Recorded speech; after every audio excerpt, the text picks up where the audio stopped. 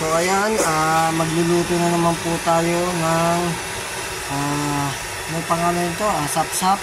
So magpapaksi po tayo ng sap-sap, adobo sa paksi. So ayan po yung ating luya, bawang, sibuyas, at siyempre yung ating paminta. So ayan po, ano na rin tayo ng kawali. Kawali.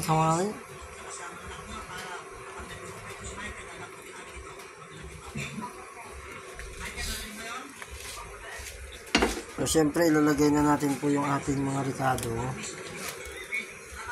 Siyempre ilalagay na rin na po natin yung ating toyo. Lahat po na para siyempre lagyan rin natin ng suka. Ayan.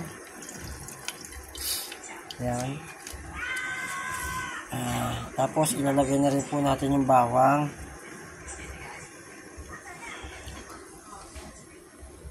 Siyempre yung ating yasibu.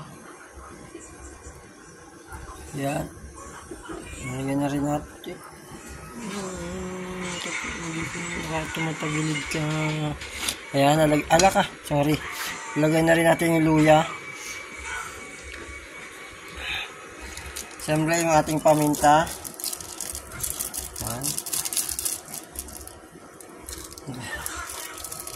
Yan, yung paminta natin, yan, lagay na rin natin.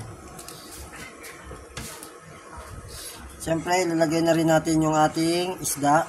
I-plasta natin ng maayos para yan.